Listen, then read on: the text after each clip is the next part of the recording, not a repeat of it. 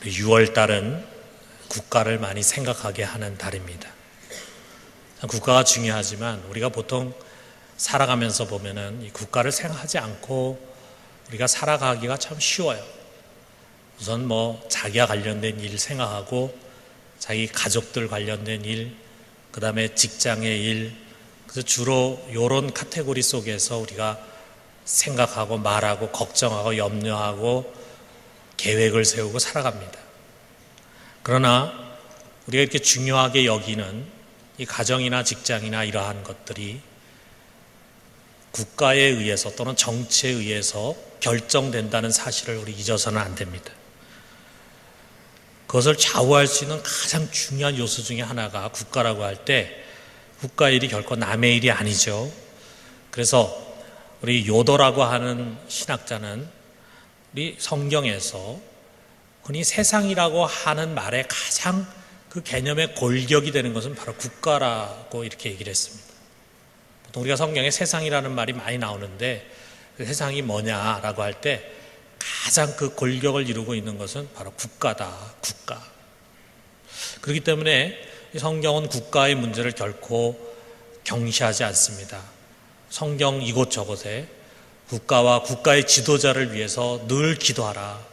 우리가 모든 사람을 위하여 중보기도 하지만 그 중에서도 제일 먼저 왕을 위해서 기도해라. 국가의 권력자들을 위해서 기도해라. 이렇게 말하고 있습니다. 기도만 하는 것이 아니라 아울러서 정말 평화롭고 공의로운 나라를 우리가 세워가도록 노력해야 된다. 이게 우리의 책임이다 라고 하는 하나님의 뜻을 분명히 하고 있습니다. 이게 우리 신앙인들의 중요한 사명이에요. 그러므로 오늘 호국 보훈의 달 마지막 주에 우리가 몸담고 있는 이 대한민국, 이 나라, 우리가 오늘날 처해 있는 이 상황 속에서 우리가 무엇을 생각해야 되고 또 무엇을 기도해야 되고 또 무엇을 행해야 되는가라고 하는 것을 말씀을 돌아보면서 한번 생각해 봐요. 6월 달엔 정말 여러 가지 굵직굵직한 국가적인 사건들이 역사 속에 많이 일어났지만 그 중에서 우리가 가장 잊을 수 없는 것은 6.25라고 하는 전쟁입니다. 1950년 북한이 침공했죠. 그래서 3년 동안 지속된 이 전쟁에서 우리 한국군과 또 유엔군이 모두 18만 명이 전사했고 북한군과 중공군 합쳐서 약 142만 명이 죽었습니다. 그리고 남한의 민간인들은 약 100만 명 이상이 죽거나 또는 부상을 당했습니다. 그리고 약 300만 명의 이북 사람들이 이 전쟁을 통해서 월남을 해서 실향민이 됐습니다. 저희 가정도 그들 중에 하나입니다. 이 전쟁의 상처라는 게 참 너무 깊은 것이죠.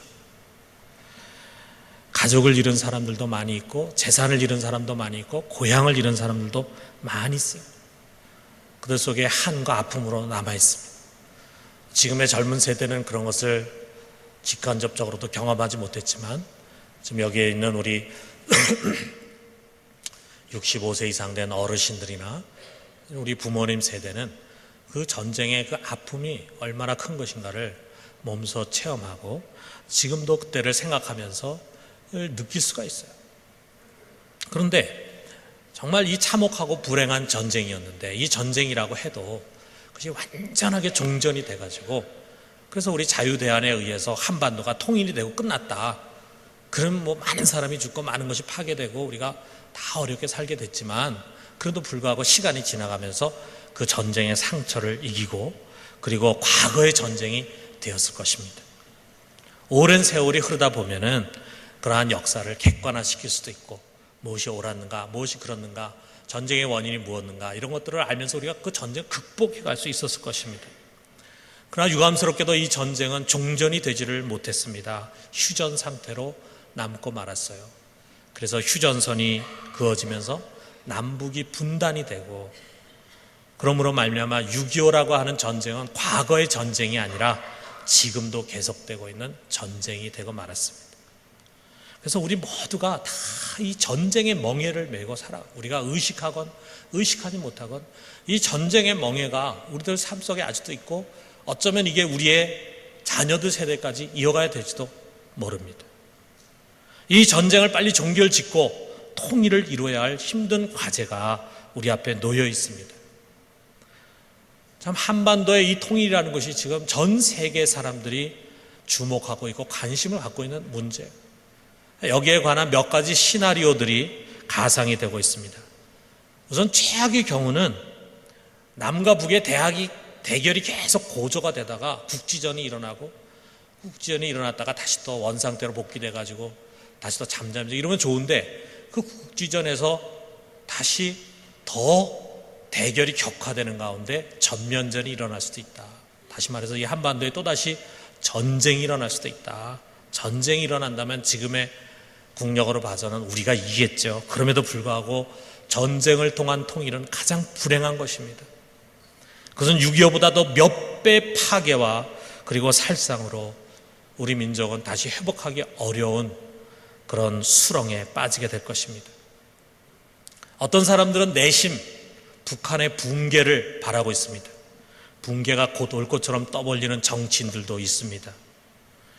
그러나 북한이 붕괴된다고 해도 독일처럼 순조로운 통일로 가게 될 것이라고 생각하는 사람은 많지 않습니다.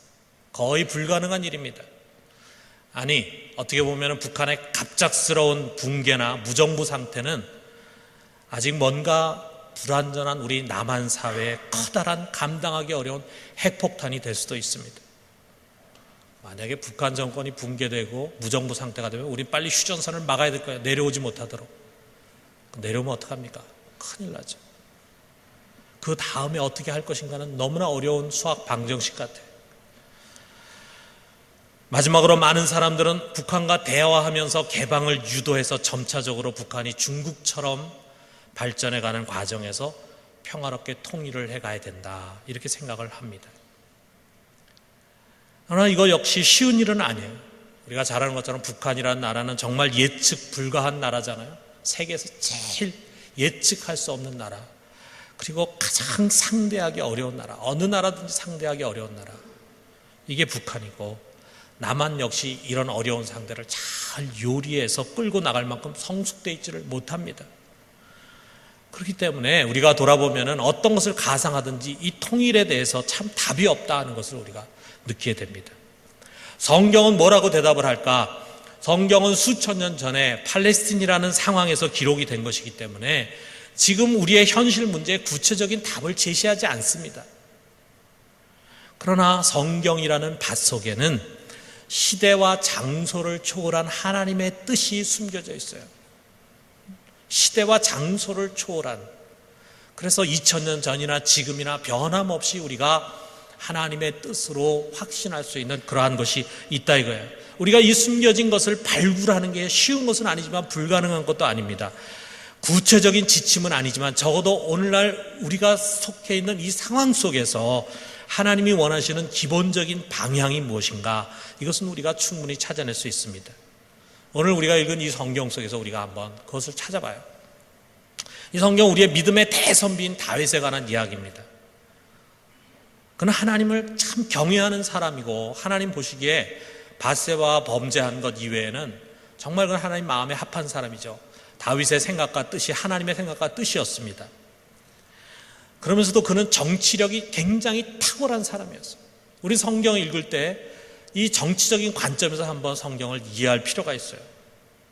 우리 이 시점을 본다면 그동안 다윗을 계속 죽이기 위해 쫓아다니던 사울왕이 블레셋에 의해서 죽었습니다. 전사했습니다. 그러면 이제는 다윗이 이제 왕이 돼야죠. 그래서 다윗이 모든 국민들이 그렇다면 이제 다윗을 모셔가지고 왕으로 세워야 되겠다 해가지고 다윗이 와서 왕이 됐다면 아무 문제가 없죠. 그러나 그렇게 쉬운 일이 아니었습니다. 다윗은 먼저 그의 가족들과 그의 부하들을 데리고 헤브론이라는 곳으로 갔습니다. 거기에 갔을 때 유다 지파는 다윗의 머리에 기름을 붓고 그를 왕으로 세웠어요. 그러나 그것은 불완전한 미완성의 국가였습니다. 사울 왕의 군사령관이었던 아브넬이라는 사람이 사람들을 이끌고 마하나임이라는 곳에 갔어요. 마하나임에는 이 사울의 지파인 베냐민 지파들이 많이 살고 있었습니다. 거기에서 그는 사울 왕의 아들이었던 이스보셋을 왕으로 세웠습니다. 우리가 사울 왕의 왕국을 이어간다, 왕으로 세우고, 그리고 그 나라의 정통임을 방조하면서 11지파의 후원을 얻게 됐어요. 사실 이 나라는 이스보셋이 꼭두각시였고 실권은 아브넬이 쥐고 있었습니다. 이렇게 이스라엘은 둘로 나눠져 있었어요. 유다 지파는 다윗 왕을 중심으로 해서 자기 나라를 세웠는데, 다윗 왕국을 세웠는데, 또 이스보셋이 왕이 돼가지고 나머지 11지파는 그 이스보셋을 따르고 있었다 이거예요. 이렇게 서로 분단된 채 얼마의 시간이 흘렀냐면 7년 넘게 시간이 지나갔습니다. 굉장히 긴 시간이죠. 이 두 나라 사이에 아직 전쟁이 없었지만 긴장감이 감돌고 있었는데 드디어 이 두 나라가 싸움을 하기 시작했습니다. 기브온이라고 하는 곳에서 전쟁이 붙었습니다. 그런데 이 다윗의 군대 장관인 요압이 이끄는 군대가 아브넬을 이겼습니다. 그래서 이 첫 전투에서 아브넬은 참패를 당했어요. 그러나 유감스럽게도 이 전투에서 요압의 아우였던 아사헬이 아브넬에 의해서 아브넬의 칼에 맞아 죽었습니다. 시간이 가면서 다윗 왕국은 점점 강성해지고, 그리고 이스보셋 왕국은 점점 쭈그러들었어요. 게다가 실권이 없는 이스보셋이 아브넬이 뭘 잘못한 것을 책망하는 바람에 아브넬하고 서로 싸움이 붙어서 티격태격하는 가운데서 그야말로 이 나라의 붕괴 조짐이 보이기 시작했습니다. 그 사태를 파악한 아브넬이 다윗에게 사람을 보내가지고 우리가 화친을 맺읍시다. 그러면서 내가 당신을 중심으로 이스라엘을 하나로 합치도록 하겠습니다 하면서 통일을 위한 조약을 맺기를 원했습니다. 그래가지고 이것을 위해서 20명의 부하를 데리고 왔다 그랬는데, 우리가 많은 신학자들이 이것은 단순한 부하가 아니라 이스라엘을 대표하시는 장로와 같은 사람들일 것이다 이렇게 이야기합니다. 와가지고 들이 다윗을 찾아 헤브론에 왔어요. 적진 깊숙이 온 거죠. 어떻게 보면 이것은 굉장히 위험한 목숨을 건 시도라고 볼 수 있어요. 만약에 다윗이 그들을 사로잡아가지고 죽이면은 끝 아니겠어요?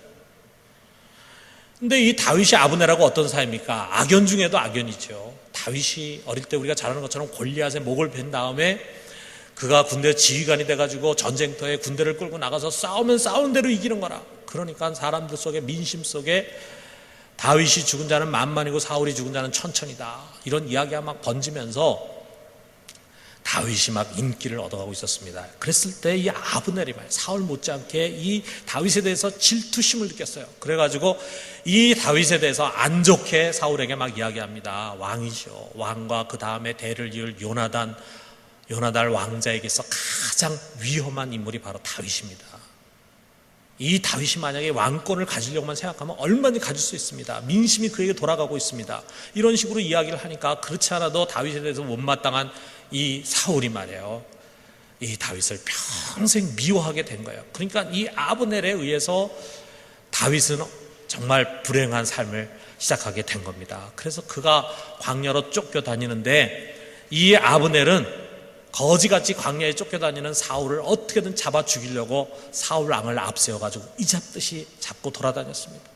그리고 사울 왕이 죽은 다음에 또 그 아들을 왕으로 세워가지고 다윗을 또 대적해. 그러니까 원수도 이런 원수가 없죠. 그리고 이제 사태가 자기에게 뭔가 불리하게 돌아가고 자기가 지금 몸담고 있는 나라가 위축되고 쭈그러들고 망할 것 같으니까 얼른 배를 갈아타려고 하는 그야말로 교활하고 파렴치한 자인 거 다시 다 알고 있습니다. 나쁜 사람이죠. 정말 다윗과 같이 진실하고 그리고 깨끗하고 절개가 있는 사람들과는 차원이 다른 사람, 질적으로 다른 사람이에요. 근데 그런 사람이 지금 화친을 청합니다. 다윗이 이 화친을 거절하고 전쟁으로도 통일할 수 있어요. 지금의 이 대세로는 얼마 안 가서 통일이 될지도 몰라요. 그리고 통일된 다음에는 보기 좋게 아브넬을 처단할 수도 있었을 것입니다. 그러나 다윗은 그렇게 하지 않았습니다. 아브넬을 따뜻하게 맞아줬어요. 그리고 그를 위해서 큰 잔치도 베풀었습니다. 그 잔치는 아마도 조약이 성사된 것을 축하하는 잔치였을 거예요. 이 자리에서 아브넬이 일어나서 이렇게 약속합니다. 21절에 보니까 내가 일어나가서 온 이스라엘 무리를 내 주 왕의 앞에 모아 더불어 언약을 맺게 하고 마음에 원하시는 대로 모든 것을 다스리게 하리다. 무슨 말입니까? 다윗 왕국으로 통일되는 것에 앞장서겠다. 이 늙은 몸 이제 다 바쳐서 이제 왕을 중심으로 이스라엘이 하나가 되도록 헌신하겠습니다라고 하는 헌약을 선포하는 것입니다. 다윗은 이것을 받아들이고 그들을 평화롭게 돌려보냈습니다. 만일 그대로 진행이 됐다면 아브넬은 다시 살아나는 거죠. 그리고 다윗을 중심으로 한 통일국가에서 아마 군사령관쯤 되었을 것입니다. 자, 다윗이 자기 힘으로도 이길 수 있는데, 조금만 지나면 얼마든지 통일될 수 있는데, 그런데 왜 그렇게 했는가? 그는 피로써 이스라엘을 통일하기를 원하지 않았습니다. 비록 이길 수 있었지만 전쟁은 같은 민족에 큰 상처를 주는 것이었고, 그렇게 한 통일은 결코 진정한 통일이 되지 못한다는 것을 알고 있었어요. 하나님의 순리가 아니었습니다. 만약에 다윗이 무력으로, 같은 이스라엘이지만 지금 다윗을 대적하고 있는 이스보셋의 왕국과 11지파와 대적해서 싸우고 그들을 무력으로 제압했다면, 통일이 되고 난 다음에도 여기저기서 불만의 소리가 튀어나오고 아마 여기서 소요가 일어났을지 몰라요. 소요가 일어나면 또 가서 무력으로 진압해야 합니다. 다윗은 그것을 원하지 않았고 그것이 하나님의 뜻이라고 생각하지 않았습니다. 그는 하나님의 뜻에 순종하면서 평화의 길을 택했습니다. 그런데 이 아브넬 일행이 평화롭게 이제 돌아갔어요. 그리고 난 다음에 전쟁터에서 요압과 그의 신복들이 돌아왔어요. 그리고 이 소식을 들었습니다. 이 소식을 들었을 때 요압은 분노가 치밀어 올랐습니다. 그리고 다윗에게 가지고 따지듯이 책망하듯이 말했어요. 요압이 참 어떻게 보면은 버릇이 없죠. 왜 버릇이 없겠어요? 자기 힘이 있거든. 요압이 원래는 다윗과 사촌입니다. 그런데 다윗의 이모인 스루야가 낳은 아들들인데, 이 스루야가 낳은 형제들이 다 지금 군대의 요직을 차지하고 있어요. 요압을 중심으로 똘똘 뭉쳐져 있습니다. 그러니까 와가지고 다윗에게 뭐라 그러냐면 24절 25절에 보면은, 아니 그놈이 여기 왔으면 잡아 죽여야죠. 왜 그를 그냥 평화롭게 돌려보냅니까? 그런 놈이 화친은 무슨 화친입니까? 그놈이 화친하려고 온 게 아닙니다. 왕의 동태를 살피고 염탐하기 위해서 온 것입니다. 왜 그걸 모르세요? 정말 답답합니다 하고 그 장막을 나왔어요. 정말 불신하고 있는 거죠. 그런데 이런 불신에도 사실 일리가 있죠. 지금까지 아브넬의 처사를 볼 때 한마디로 믿을 구석이라고는 한 군데도 없는 놈이다 하는 이야기예요. 그런 놈과 무슨 조약을 믿느냐, 뒤통수 맞기 쉽다, 전혀 믿을 수 없는 놈이다, 지금 이렇게 얘기하는 거예요. 그래서 요압은 다윗 몰래 사람 보냈습니다. 전령을 보내가지고 과거에 있는 아브넬을 다시 돌아오게 했어요. 그러니까 아브넬은 아마 아브넬에게 요압이 오라 그런다 이렇게 얘기한 것이 아니라 다윗이 오라 그런다, 아마 전령이 그렇게 얘기했을 것입니다. 그러니까 아브넬은 아무것도 의심하지 않고 돌아왔죠. 그가 돌아왔을 때 요압이 그에게 얘기 좀 하자, 그리고 성문 안으로 들어가서 그를 칼로 배를 찔러서 죽였습니다. 정말 아브넬은 화친을 위해서 온 것인데, 물론 비록 그가 과거에는 다윗과 요압의 대적자였고 나쁜 일도 많이 했지만, 그러나 이제는 정말 화친하기 위해서 온 것인데 그를 무참히 죽인 것입니다. 요압이 왜 이런 못된 짓을 했을까? 겉으로의 대의멍들은 다 그럴듯하게 얘기하죠. 국민을 위해서, 국가를 위해서, 다윗 왕을 위해서 내가 일을 해야 됐다 이렇게 이야기를 하지만, 성경이 우리에게 얘기하는 그가 이와 같은 일을 저지른 진짜 이유, 그것은 이 아브넬에 의해서 자기 동생 아사엘이 죽었기 때문에 피해 복수를 하기를 원했던 것입니다.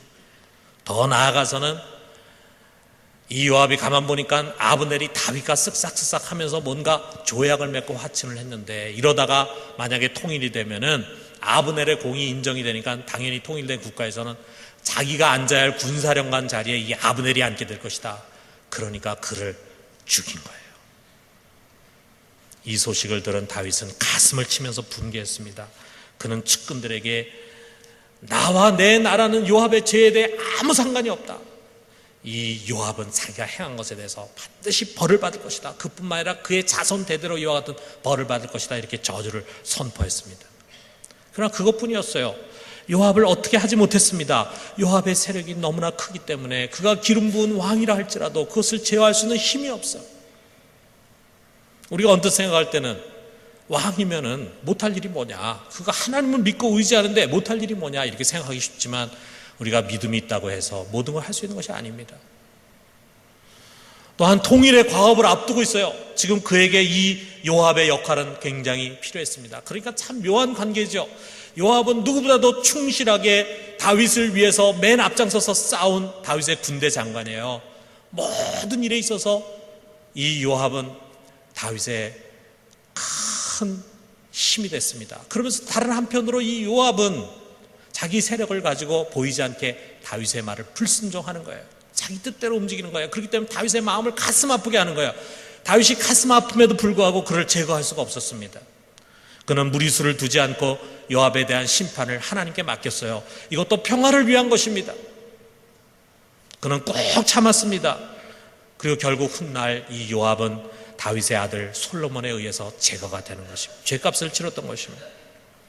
그러나 어쨌든 간에 이 아브넬의 죽음은 고스란히 다윗의 부담으로 돌아올 수밖에 없었어요.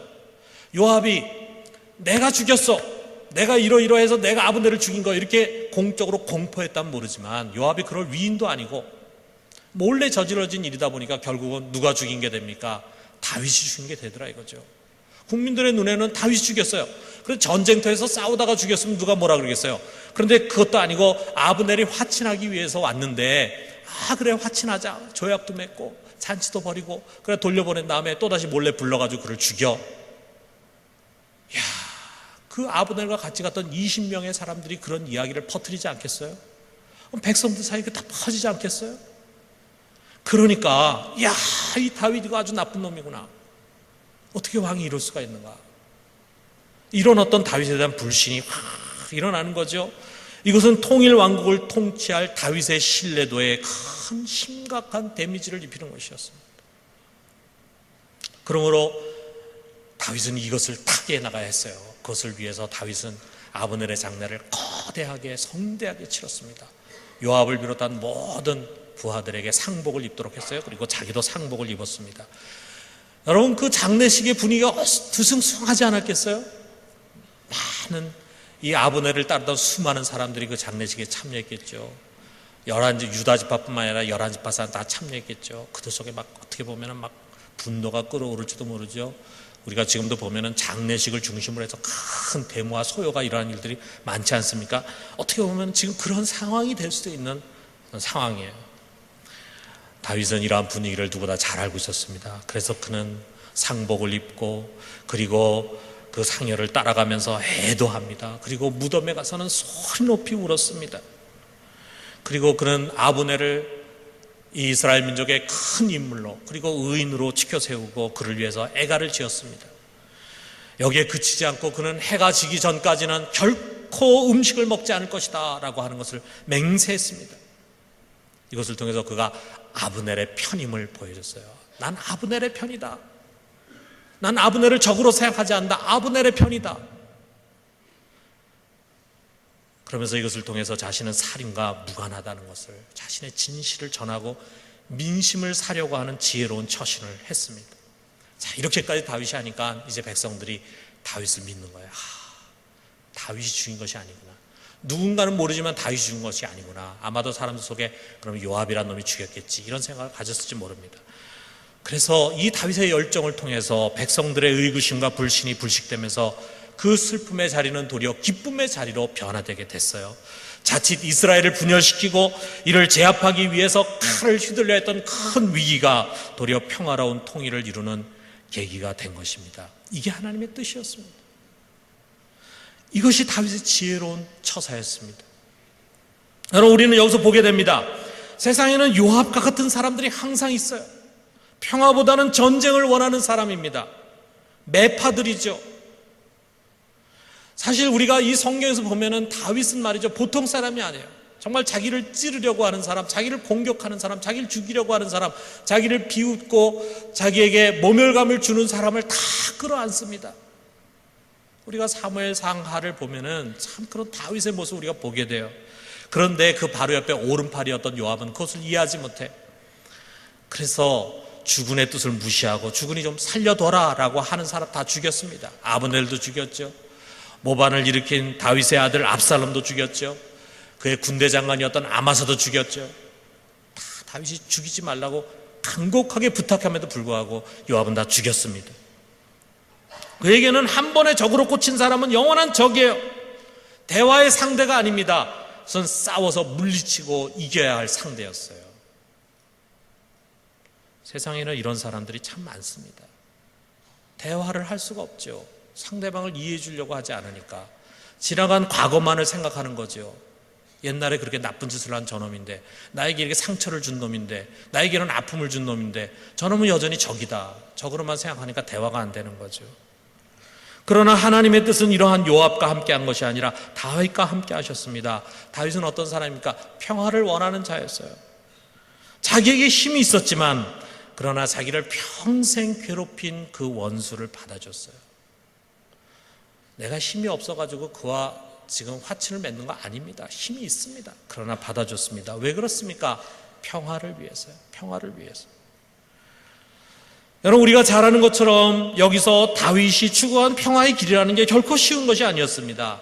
많은 인내가 필요했어요. 그리고 양보가 필요했습니다. 아니, 그것보다도 하나님에 대한 믿음이 필요했어요. 내가 이렇게 할 때 돌아가는 것 같지만 그러나 하나님은 반드시 좋은 것을 이루게 해줄 것이다 라고 하는 하나님에 대한 굳은 신뢰가 있었기 때문에 그는 돌아갈 수 있었습니다. 그러나 그곳으로 얻는 이 평화라고 하는 것, 많은 양보와 희생과 인내를 통해서 얻었다고 하는 이 평화라는 것, 이것이 얼마나 소중한 것이었냐 이거예요. 그는 정말 나중에 통일 왕국의 이스라엘의 왕이 됐는데 아무도 다윗을 대적하거나 비난하는 사람이 없어요.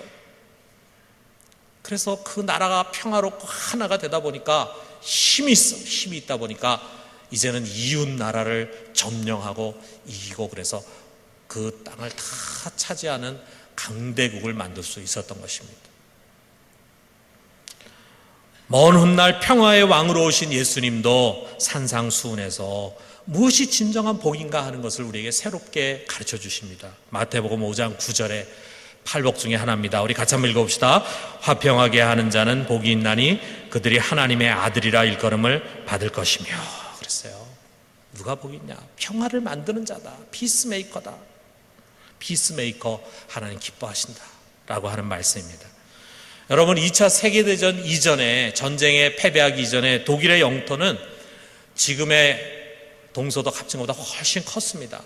폴란드 쪽 서부 지역의 슐레 지역까지가 다 독일 영토였어요. 여러분, 여기 지도에서 보는 것처럼 지금 이렇게 노란 선으로, 초록색 선으로 빗금 쳐져 있는 지역이 독일이 점령한 지역이 아니라 원래 옛날부터 독일의 조상들이 오랫동안 살았던 독일의 영토입니다. 굉장히 넓잖아요. 동독만큼의 큰 영토입니다.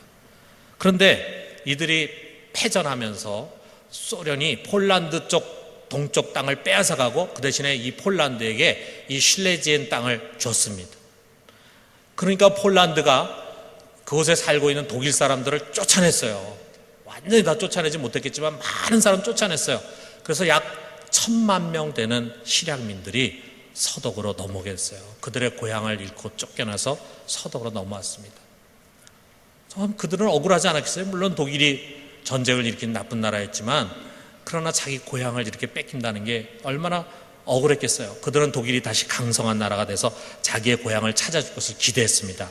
그러나 독일은 통일이 되고 난 다음에 1989년에 베를린 장벽이 무너지고 90년에 통일됐는데 1991년에 조약에 서명을 하는데 그것은 뭐냐면 이 실레지엔 땅은 이제 우리의 땅이 아니라 폴란드의 땅이다 라고 하는 것을 서명합니다. 그러면서 우리는 그 영토를 다시 찾으려고 하지 않겠다라고 하는 것을 전 세계에 선포한 것입니다. 이 광대한 땅, 거기에 얼마나 많은 자원들이 묻혀 있는지 몰라요. 그것을 얻음으로 인해서 폴란드는 큰 유익을 얻었습니다. 그 소중한 땅, 그 광대한 땅, 불과 50년 전까지만 해도 자신들의 조상들이 수백 년 동안 살아왔던 그 땅이지만 독일은 우리는 그 땅을 다시 얻으려고 하지 않겠다라고 하는 것을 선포했습니다. 우리가 일본과 대조해 보면 얼마나 큰 차이가 있습니까? 이 슐레지엔이라고 하는 곳에서 피난온 독일인 크리스찬을 제가 한번 만났어요. 그 사람이 자기 고향 이야기를 하고 자기가 어떻게 쫓겨왔는가, 여기 어떻게 정착했는가 하는 얘기를 쭉 했습니다. 그래서 제가 그에게 물어봤어요. 당신은 그 땅을 다시 찾고 싶은 생각이 없느냐 그랬어요. 그랬을 때 그 평범한 사람, 뭐 대단한 사람도 아닙니다. 그냥 평범하게 살아가는 평범한 그 사람이 고개를 저으면서 대답합니다. 나에게는 고향도 소중하고 땅도 소중하지만 그러나 그보다 더 소중한 것은 평화입니다. 평화. 우리가 만약에 고향을 찾으려고 하고 땅을 찾으려고 한다면 우리는 또 전쟁을 하게 될 것입니다. 그러나 우리에게는 땅보다 고향보다 평화가 더 소중합니다. 땅 한 조각, 심지어는 사람이 살지도 않는 작은 무인도를 위해서 전쟁을 불사할 듯이 모험을 하는 동아시아의 여러 나라들, 우리가 한번 생각을 해봐야 돼요. 그들은 그 땅과 바다를 위해서 평화를 희생하고 있습니다. 사랑하는 성도 여러분, 우리가 지금 서 있는 곳이 어떤 곳인지 압니까? 우리는 세계가 주목할 만큼 분쟁과 갈등의 골이 깊은 한복판에 서 있습니다. 우리는 그런 거 잘 못 느낄지 모르지만 세계에 있는 대부분의 사람들은 앞으로 큰 전쟁이 일어난다면 가장 전쟁이 일어날 가능성이 높은 곳이 어디냐? 중동과 그 다음에 한반도라고 생각을 하고 있어요. 이대로는 안 되는데, 그런데도 불구하고 모든 길이 꼬여있고 닫혀있는 것처럼 느껴집니다. 그러나 여러분, 여기에서 이 땅에 정말 평화를 사랑하고 평화를 지켜가려고 하고 평화를 만들어 가려고 하는 사람이 많아지면 많아질수록 평화의 길은 열릴 것입니다. 이 땅의 그리스도인들이 평화를 사랑하시는 평화의 왕 예수 그리스도의 편에 진정으로 서려고 한다면 하나님은 얼마든지 평화로운 통일의 길을 열어주실 것입니다. 여러분, 평화만큼 소중한 게 어딨어요? 우리 가정에서도 매일 싸우고 난리치는 그런 가정보다는 평화로운 가정이 좋잖아요. 직장도 평화로운 직장, 교회도 평화로운 직장. 그러나 우리가 잘 아는 것처럼 평화를 위해서는 내 것만 주장할 수 없습니다. 나하고 반대편에 서는 사람도 내가 귀를 기울이고 들어주고 이해하고 같이 뭔가 중간의 선을 찾아가려고 해야 돼요. 너는 내 앞에서 굴복해라. 그럼 평화 없다. 이렇게 해가지고는 우리가 평화를 만들어갈 수가 없다는 것이 우리의 상식 아닙니까? 우리가 삶에서 체득하는 지혜이고 상식 아닙니까? 여기 바울이 우리에서 보여주는 상식 아닙니까? 사랑하는 성도 여러분, 우리 평화를 지키는 자가 됩시다. 평화를 만들어가는 자, 평화를 위해서는 값을 지불할 줄 아는 복 있는 자가 되기를 주님의 이름으로 축원합니다.